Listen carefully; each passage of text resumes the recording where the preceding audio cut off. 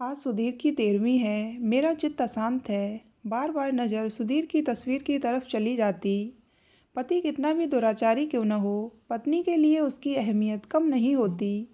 तमाम उपेक्षा तिरस्कार के बावजूद ताउम्र मुझे सुधीर का इंतज़ार रहा। हो न हो उन्हें अपनी गलतियों का एहसास हो और मेरे पास चले आएं। पर यह मेरे लिए एक दिवा स्वप्न ही रहा। आज जबकि वह सचमुच में नहीं रहे तो मन मानने को तैयार ही नहीं है। बेटा बहू इंतजाम में लगे हैं और मैं अतीत के जख्मों को कुरेदने में लग गई। सुधीर एक स्कूल में अध्यापक थे, साथ ही वह एक अच्छे कथाकार भी थे, कल्पनाशील, बौद्धिक। वह अक्सर मुझे बड़े बड़े साहित्यकारों के सारगर्भित तत्वों से अवगत कराते तो लगता अपना ज्ञान शून्य है। मुझ में कोई साहित्यिक सरोकार न था, फिर भी उनकी बातें ध्यानपूर्वक सुनती। उसी का असर था कि मैं भी कभी कभी उनसे तर्क वितर्क कर बैठती। वह बुरा नहीं मानते बल्कि प्रोत्साहित ही करते। उस दिन सुधीर कोई कथा लिख रहे थे। कथा में दूसरी स्त्री का जिक्र था। मैंने कहा, यह सरासर अन्याय है उस पुरुष का जो पत्नी के होते हुए दूसरी औरत से संबंध बनाए। सुधीर हंस पड़े तो मैं बोली, व्यवहार में ऐसा होता नहीं। सुधीर बोले, खूबसूरत स्त्री हमेशा पुरुष की कमजोरी रही। मुझे नहीं लगता अगर सहज में किसी को ऐसी औरत मिले तो अछूता रहे। पुरुष को फिसलते देर नहीं लगती। मैं ऐसी स्त्री का मुंह नोच लूँगी। कृत्रिम क्रोधित होते हुए मैं बोली, पुरुष का नहीं। सुधीर ने टोका तो मैंने कोई जवाब नहीं दिया। कई साल गुजर गए उस वार्तालाप को, पर आज सोचती हूँ कि मैंने बड़ी गलती की। मुझे सुधीर के सवाल का जवाब देना चाहिए था। औरत का मौन खुद के लिए आत्मघाती होता है। पुरुष इसे स्त्री की कमजोरी मान लेता है और कमजोर को सताना हमारे समाज का दस्तूर है। इसी दस्तूर ने ही तो मुझे 30 साल सुधीर से दूर रखा। सुधीर पर मैंने आंख मूंदकर भरोसा किया।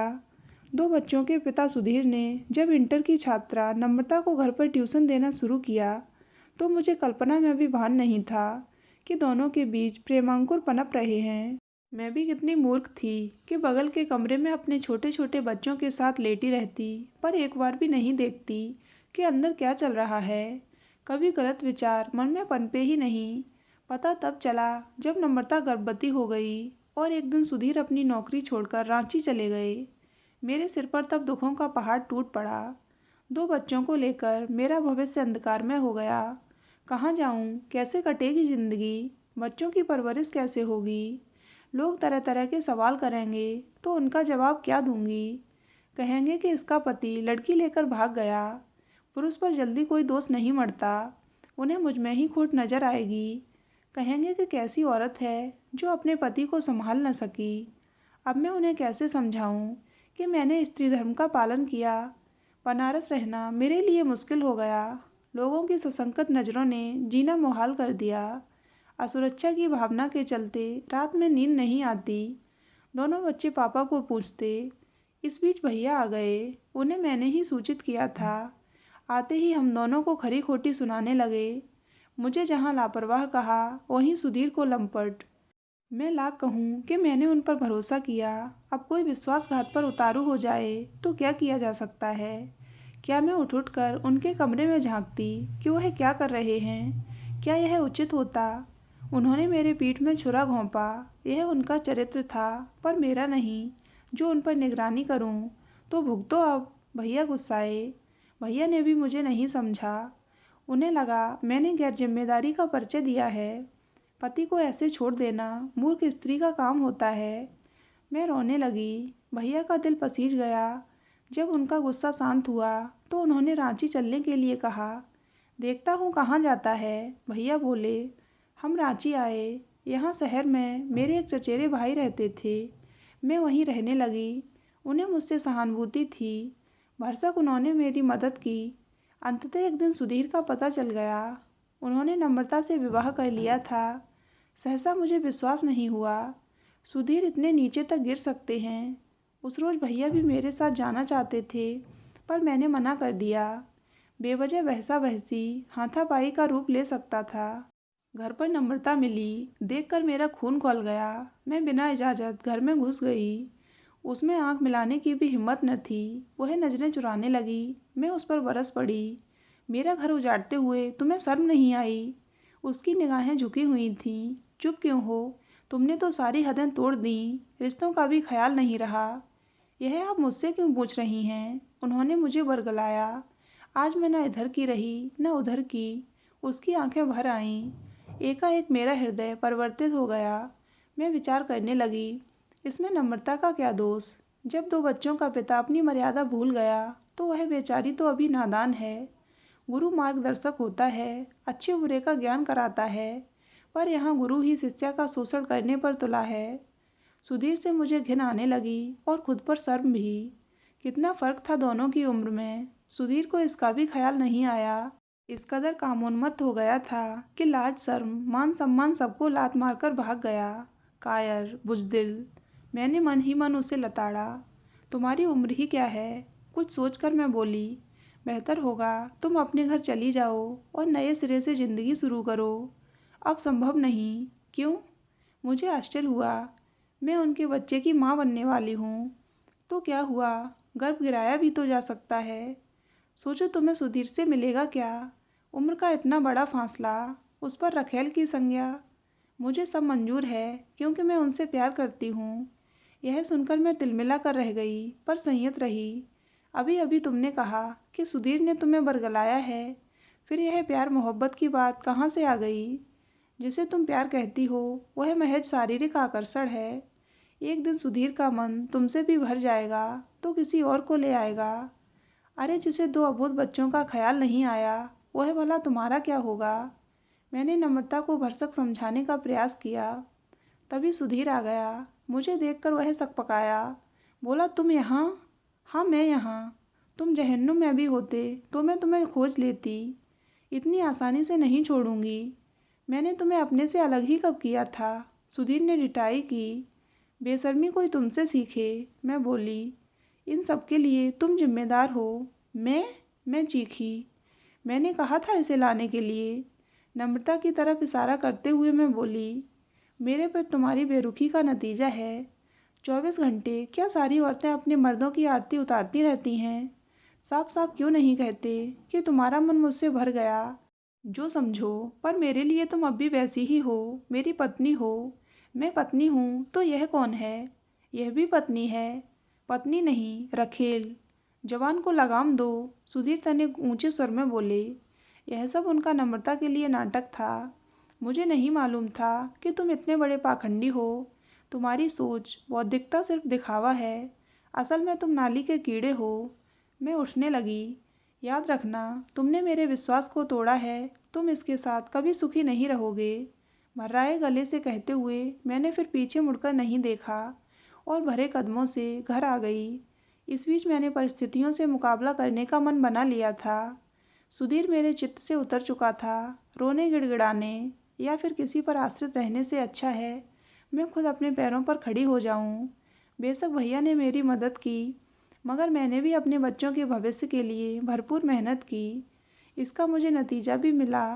बेटा प्रशांत सरकारी नौकरी में आ गया और मेरी बेटी सुमेधा का ब्याह हो गया। बेटी के ब्याह में शुरुआती दिक्कतें आईं। लोग मेरे पति के बारे में उल जलूल सवाल करते, पर मैंने हिम्मत नहीं हारी। एक जगह बात बन गई। उन्हें हमारे परिवार से रिश्ता करने में कोई खोट नज़र नहीं आई। अब मैं पूरी तरह बेटे बहू में रम गई। सुधीर नहीं रहे तो क्या सारे रास्ते बंद हो गए? एक बंद होगा तो 100 खुलेंगे। इस तरह कब 60 की हो गई पता ही न चला। एक रोज़ भैया ने खबर दी कि सुधीर आया है, वह मुझसे मिलना चाहता है। मुझे आश्चर्य हुआ। भला सुधीर को मुझसे क्या काम? मैंने ज़्यादा सोच विचार करना मुनासिब नहीं समझा। बरसों बाद सुधीर का आगमन मुझे भाव विभोर कर गया। अब मेरे दिल में सुधीर के लिए कोई रंज न था। मैं जल्दी जल्दी तैयार हुई। बाल संवार कर जैसे ही मांग भरने के लिए हाथ ऊपर किया कि प्रशांत ने रोक लिया। मम्मी पापा हमारे लिए मर चुके हैं। नहीं, मैं चिल्लाई। वह आज भी मेरे लिए जिंदा हैं। वह जब तक जीवित रहेंगे मैं सिंदूर लगाना नहीं छोड़ूंगी। तू कौन होता है मुझे यह सब समझाने वाला? मम्मी उन्होंने क्या दिया है हमें, आपको? एक जिल्लत भरी ज़िंदगी, दर दर की ठोकरें खाई हैं हमने, तब कहीं जाकर यह मुकाम पाया है। प्रशांत भावुक हो उठा। वह तेरे पिता हैं, सिर्फ नाम के। हमारे संस्कारों की जड़ें अभी इतनी कमज़ोर नहीं बेटा कि माँ बाप को माँ बाप का दर्जा लेखा जोखा करके दिया जाए। उन्होंने तुझे अपनी बाहों में खिलाया है, तुझे कहानी सुनाकर वही सुलाते थे। इसे तू भूल गया होगा, पर मैं नहीं। कितनी ही रात तेरी बीमारी के चलते वह सोए नहीं। आज तू कहता है कि वह सिर्फ नाम के पिता हैं। मैं कहती रही, मगर तुझे उन्हें पिता नहीं मानना तो मत मान, मैं उन्हें अपना पति आज भी मानती हूँ। प्रशांत निरुत्तर था। मैं भरे मन से सुधीर से मिलने चल पड़ी। सुधीर का हुलिया काफ़ी बदल चुका था। वह काफ़ी कमज़ोर लग रहे थे, मानो लंबी बीमारी से उठे हों। मुझे देखते ही उनकी आंखें नम हो गईं। मुझे माफ़ कर दो, मैंने तुम सबको बहुत दुख दिए। जी में आया कि उनके बगैर गुजारे एक एक पल का हिसाब उनसे लूं, पर खामोश रही। उम्र के इस पड़ाव पर हिसाब किताब निरर्थक लगे। सुधीर मेरे सामने हाथ जोड़े खड़े थे।